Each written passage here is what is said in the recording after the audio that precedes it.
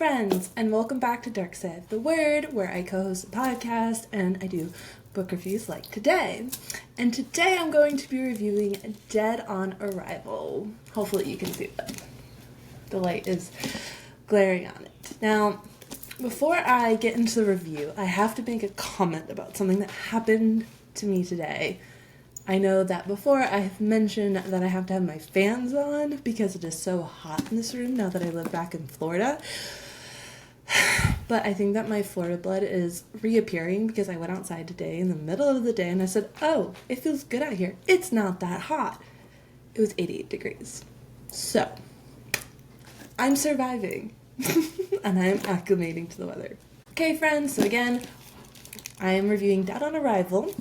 As usual, this will be a spoiler-free review at the first half of the video, and then I will be announcing spoilers where I will give a more technical view at the end for people who maybe have read the book or want to learn something as they're reading it. So if you're a writer, aspiring writer, if you want to get into this, if you want to just learn some techniques about storytelling and craft, that will be in the second half after I warn you all. This book came to me in a very interesting way. So this is not normally something I would read. The first tag, I should say the first two tags on Goodreads is fiction first off, which I find to be a very interesting tag for this.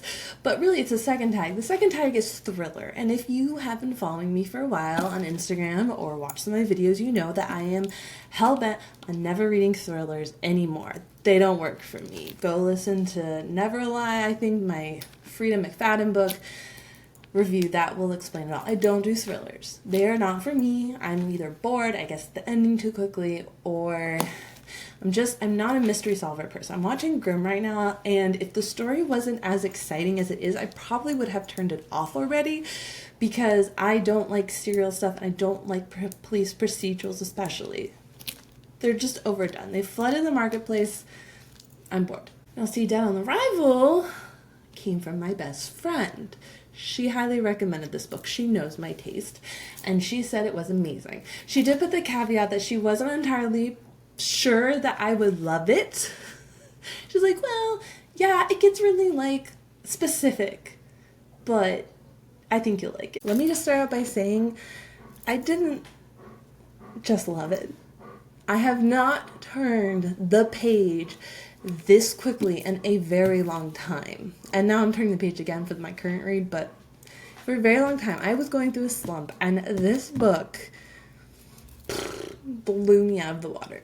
Okay, now that that's all out and the story of why I picked up this book in the first place, I'm going to read the synopsis that I wrote for the book. After falling into obscurity as an infectious disease specialist, Lyle is on his way to a conference he hopes will jumpstart his career again. But when he lands in Steamboat Springs, Colorado, the world is eerily quiet. The pilots can't contact the tower, and there are bodies lying on the tarmac. The symptoms are nothing that Lyle has seen before. The people look dead, but they're not. And soon the people on the plane succumb to the same symptoms, leaving Lyle, the pilots, and one passenger to figure out the cause of this new deadly virus. The more Lyle learns, the more things are adding up. Is this really a biological virus, or could it be something else? So the book goes on in the same vein of the synopsis that I explained. We immediately begin the story on the plane, and I think that Richtel. Welcome back to my programming where I butcher people's last names. Anyways, I think that it was, hello. You know mommy's trying to record right now, right? Like you're making a lot of noise. Sorry about that, friends. He is now offended and is storming off. Anyway, I think that Richtel's decision to start the story immediately in the plane with the pilot was perfect. The creep factor started immediately. As a reader, we are able to, generally, most of us know what a plane is like. Most of us understand the typical taxiing, takeoff, landing, all of that. And because of that knowledge as readers, jumping us right into the cockpit, flight deck, whatever, they argue about that in the book a lot. Whatever it's called. I'm going to call it cockpit. Starting immediately in the cockpit with the pilot where they can't contact the tower, There's no signal on any of the radio stations for them, or however you want to call it. And they land because there's nothing else for them really to do. And when they land, the entire airport is devoid of life and there are bodies on the tarmac. And that is a great way to start the book. It was intensive. I just slammed a door. Yeah, ladies and gentlemen, that was my dog shutting a door because he is having a hissy fit right now. But we have that intense tension right at the start. And then we get introduced to the protagonist of the story, Lyle. That's how I'm going to say his name. It's Lyle. Which is kind of convenient that as this is happening, something is succumbing the world. We have an infectious disease specialist who was taught at university and is highly touted in his career up until recently on the same plane flight as well. And he just happens to get into the cockpit at the same time that everyone, not the same time, but before everyone else on the plane succumbs to whatever is affecting what's happening here. So the story starts out great. We essentially follow this line of what's going on. As you can probably assume, there's a lot of exploring. They go to check it out. Lyle has assumptions and all this stuff. And then the book kind of makes a complete jump where it goes, I believe, 3 years into the past. So the first part of the book starts out with them seeing the initial reaction to the plane, and then the next part is kind of 3 years into the past, and eventually we get to the third part that deals with more of the plane and where we get answers. The first 2/3 of this book, so those two sections where we have the initial diagnosis of what's happening and the past and all those combined, had me enthralled. Okay, there aren't enough words to explain how excited I was as I was reading this. I'm not kidding when I say that I could not stop turning the page. I don't think I'm shouting. I have shouted a book this hard in a very long time. Now, if you're a typical horror reader, this book will feel like nothing, okay? I had chills. This made me cringe multiple times. Now, if you are not a horror reader and you're more of a thriller reader, you might want to just throw the book in the back burner and go back to A House with Good Bones that isn't scary at all, because I was scared. It also doesn't help. So this book came out in 2017. I'm very excited to be talking about an older book because I think books need new life at some point in their careers. But this book came out in 2017, and there are some very interesting political and life events happening in the book that feel kind of esque of stuff had happened to us since this book came out. And so now that we've lived through COVID and the world shutting down and viruses spreading and all this stuff, reading a book about infectious diseases in 2017 amps up the scare factor a lot. And it kind of leads you to think, was there more, was there stuff going back in 2017 that we didn't know about, but this guy clearly did? Okay, so the plot was phenomenal.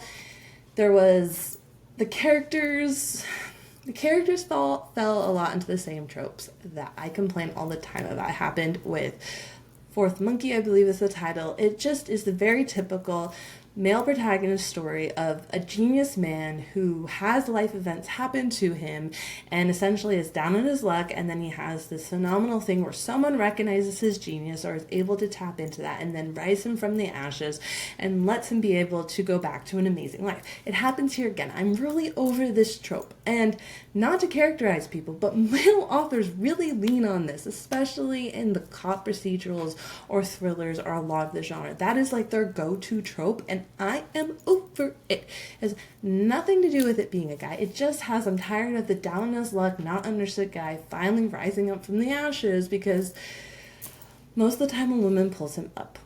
Then we get to the philosophy part of the book.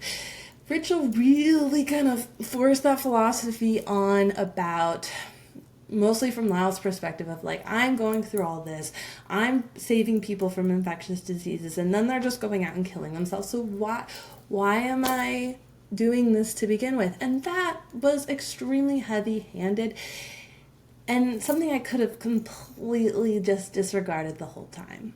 And I think that when you add in the character of Lyle and his backstory and the things that happened to him in this book and the arc that we see, especially going from 3 years in the past to now to the time jumps and everything, we're just fed a lot of inciting incidents that I think could have been better done to get the same results that Richtel might have wanted in the story. I think that The characters had this like fucked up thing, but we could have used other options to get them from here and there. And the whole relationship with Lyle and his wife was just really weird, and it didn't make sense to me. And I should know because I know stories, okay?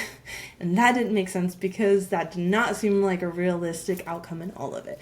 So, and when you look at Richtel's other work, it is more in the nonfiction space. I don't know if this is the only fiction book that he's written or if he has a couple more, but you can definitely tell that he is not generally a fiction writer, even though I think that his expertise in his field really lended to the story overall and made it the interesting thing because it was so rooted in reality and possible truths, like with just a tiny bit of believability, like where you have to suspend your disbelief, with just a little bit of suspended disbelief to fit the story.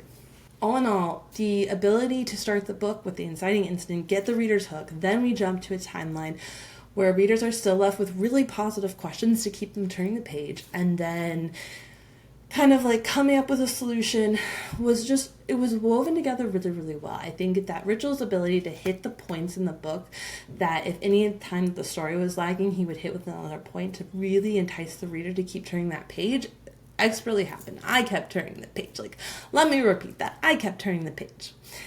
However, the last third of the book left a lot to be desired. And this is where I say maybe he didn't have as much experience writing fiction because it fizzles out. Once kind of the discovery is made of what's happening, once events happen without spoilers, just the ability to take the world that was created and the problems and then be able to solve them and fix them and have the ultimate ending was really where Richtel kind of struggled most of all, because it was just like, well, this happened, so I'm going to wave my hands over here and explain that away here, and then this is going to be the cause and the antagonist and all of the outcomes.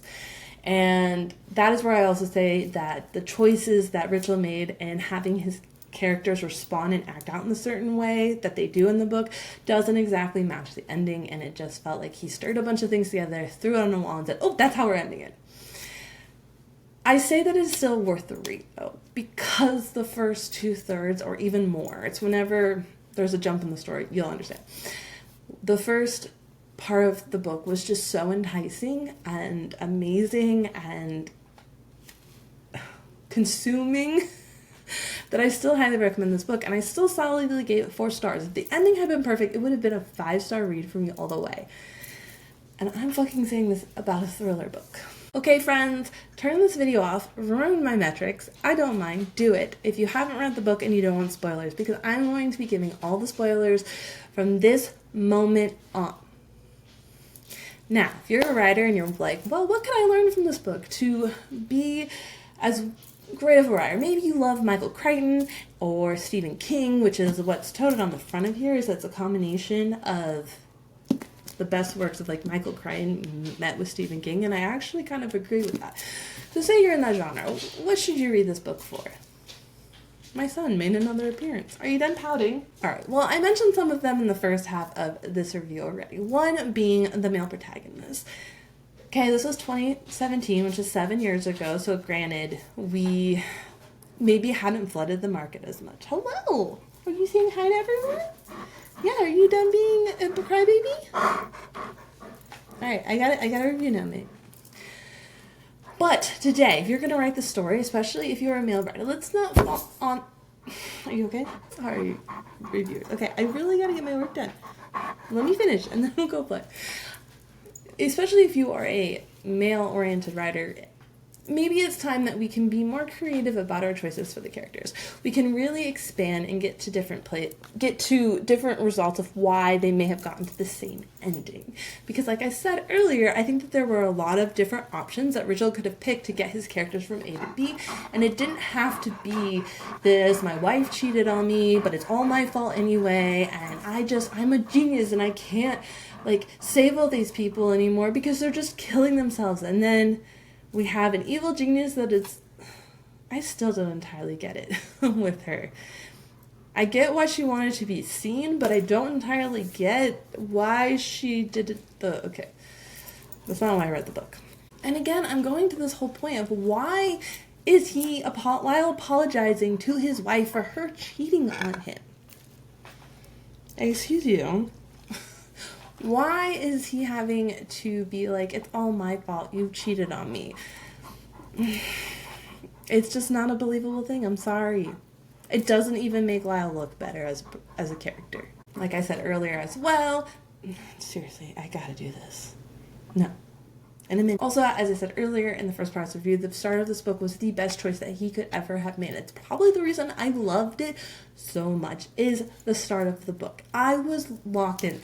It was going to take so much for me to put that book down, and it didn't happen till the very end. So, yeah, that's huge. If you can find that perfect inciting incident to start the story. And this is a great example where, yes, we needed a lot more backstory about the characters and how we got to this point. Like, why is Lyle on this plane? Why was he enticed to go to Steamboat Springs, Colorado for an infectious disease symposium, whatever it's called, when he wasn't even in the field? Which I also want to explain, how is he paying for all his bills for 3 years? Because it sounds like he did nothing between getting let go from the university and then doing the conference. I need to know. But this is a good example of showing that you can start with the most inciting incident and then make a switch at the end that you can funnel information in. I think that this is kind of a style that's done a lot with fantasy as well. People are dropped right into the story, they are given the inciting incident right away, and then with the experience of interacting with the world and having things play out, the reader is able to kind of start to piece together of what are the rules of this world, how does everything work, who is connected where, and yada yada yada. I mean, it's probably one of the reasons I read fantasy like this, and Richtel kind of leaned into that thought process by being able to drop you right into the plane, drop you right into the pilot's mind frame of seeing what is going on, and then jumps 3 years into the past and kind of fills in some of those blanks so that we can merge the two stories together and get to the ending. Also, I forgot to write this down, so I'm going to make a side thought about this. I really struggle with third person. There was still, there was distance in this book for third person, but because it was such a science-y read, I think that I was able to process that really well. But Richtel did a really good job of kind of switching back and forth from the different characters as well. We could tell that the story was mostly told through Lyle, but we were able to get perspectives from the pilot as well as the antagonist, and that allowed for some great back and forth. It's what allowed Richtel to suck readers in, because we went from the pilot's perspective. We didn't go through Lyle. If Lyle had been the one to steal this, who's really looking out their window that much when they land? Most of the time we can't even see.